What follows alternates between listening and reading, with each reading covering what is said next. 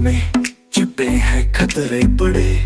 Fishing, hacking, धोखाधड़ी के नए अपराध है खड़े। अंधेरे में सिमटे खलनायक, बुनते जाल अदृश्य। सतर्क न हुए तो बन जाओगे शिकार तुम भी अवश्य।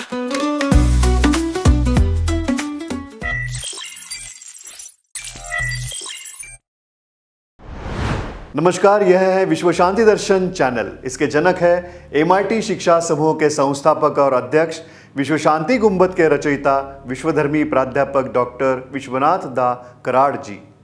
विश्व शांति दर्शन चैनल ने हमेशा विज्ञान का महत्व जानकर दर्शकों के लिए विज्ञान पर आधारित कार्यक्रम भी निर्माण किया है। जागते रहो, बी अलर्ट एंड इन्फॉर्म्ड, यह नया कार्यक्रम आपके लिए हर हफ्ते प्रदर्शित हो रहा है, जिसकी शुरुआत पिछले हफ्ते हुई, जो आपको जगाएगा इस आधुनिक दुनिया में। हमने इस श्रृंखला की शुरुआत साइबर जगत से जुड़ी बातों से की। लास्ट एपिसोड में हमने देखा साइबर क्राइम जगत के डिजिटल अरेस्ट के बारे में। हैरान करने वाली बात यह है कि पिछले हफ्ते ही पुणे में खराड़ी में एक ऐसा साइबर फ्रॉड का रैकेट पुलिस के हाथ लगा, जो डिजिटल अरेस्ट की धमकी देने के लिए एक कॉल सेंटर ही चला रहे थे, जो एक अच्छे बिजनेस लोकेलिटी में था और साथ ही 100 से अधिक कर्मचारी उसमें काम कर रहे थे। यह बात अलग है कि उनका काम काला था, यानी कि लोगों को धमकाना था। इसलिए हम कह रहे हैं कि बी अलर्ट एंड इन्फॉर्म्ड। आप अगर खुद को अलर्ट समझते हो तो किसी भी साइबर कंप्लेंट के लिए नंबर नोट करके रखिए, 1930 नंबर है 1930।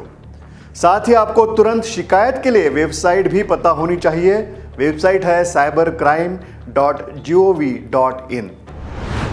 चलिए शुरुआत करते हैं आज की बात। आज की बात होगी फेक कॉल्स, झूठे कॉल्स के बारे में। आपके हमारे हाथ में इस युग ने थमाई चीज है मोबाइल। उसी का फायदा उठाकर साइबर क्रिमिनल्स करते हैं फेक कॉल्स, तैयार करते हैं झूठी या फेक आइडेंटिटी। इस तरह की मोड्स ऑफ ऑपरेंडी में या तो आपको रिश्तेदारों से फेक कॉल आते हैं, या ऐसे calls employment, bank, electricity board, gas agency से आए हैं ऐसे बताए जा सकते हैं। चलिए जान लेते हैं पुणे के retired commissioner of police Rajendra Bhamre ji से, जिन्होंने पुणे में बहुत सारी क्रिटिकल क्रिमिनल केसेस हैंडल की है और अपने अनुभवों पर किताबें भी लिखी है, और जो आज के हमारे इस एपिसोड के तज्ञ सलाहकार है कि उनका अनुभव ऐसे केसेस के बारे में क्या है। आजकल एक नया तरीका निकला है कि MNGL गैस कंपनी जो है और दूसरा है MSCB, हम लोगों को एक पहले मैसेज आता है कि आपका कनेक्शन आज रात को हम लोग कट करने वाले हैं क्योंकि आपने बिल नहीं भरा है। तो और अगर कुछ आपको खातरी करना है तो मोबाइल नंबर दिया रहता है, तो हम लोग मोबाइल नंबर देखते और फ़ोन करते और उनको कहते कि हमने तो बिल भर दिया आपका। लेकिन वो लोग बोलते उधर से कि नहीं हम हमारी जो सिस्टम है उस सिस्टम में आपने वो बिल भरा नहीं, आज तक आपका बिल अभी फुलफिल हुआ नहीं है, तो आपका कनेक्शन आज रात को कट हो जाएगा 11-12 बजे, कभी भी हमारे लोग आएंगे।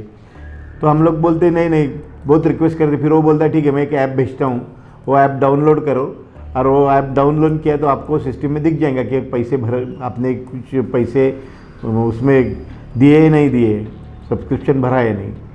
तो ऐप डाउनलोड करने के लिए वो बोलते कि 50 रुपये आप उसके लिए फ़ी है उसकी तो भर दो। जैसे आप 50 रुपये आपके मोबाइल से भरते तो आपका पूरा उसका बैंक अकाउंट और आपका OTP, आपका कोड सब उनके पास चला जाता है।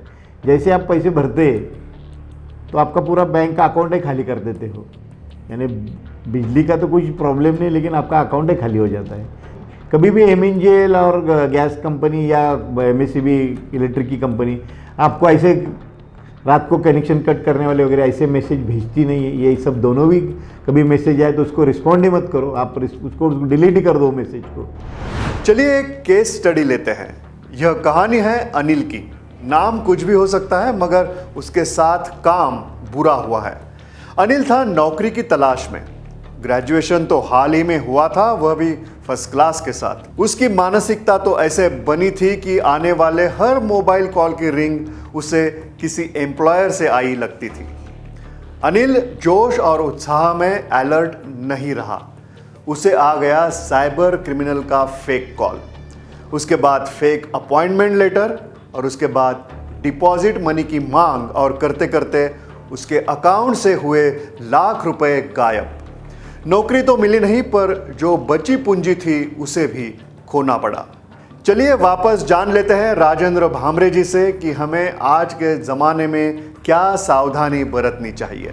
पहले बोलते थे तलवार के लिए कि दुधारी तलवार है। जैसे मदद भी करता है आज का जैसे पूरा सिस्टम है, लैपटॉप हुआ, मोबाइल हुआ, बाकी के जो गैजेट्स है, आर्टिफिशियल इंटेलिजेंस हुआ, तो ये लेकिन ये इसका गलत भी उपयोग हो सकता है और गलत उपयोग होता है तो उसके लिए कॉशियस रहना चाहिए।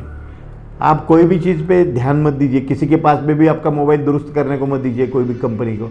पब्लिक प्लेस में जहाँ पे आपको मालूम नहीं वहाँ मोबाइल चार्ज मत कीजिए, लैपटॉप चार्ज मत कीजिए, आपका डाटा पूरा हैक हो सकता है। और उसके बाद में कोई उसमें सिस्टम में कोई आपका कोई जिसको बोलते हैं कोई नया सिस्टम कुछ उसमें इन्वॉल्व कर देंगे तो आपका पूरा डाटा चले जाएंगे, आपका जो कॉल आते हैं सामने वाले को कॉल सुनने को आएंगे।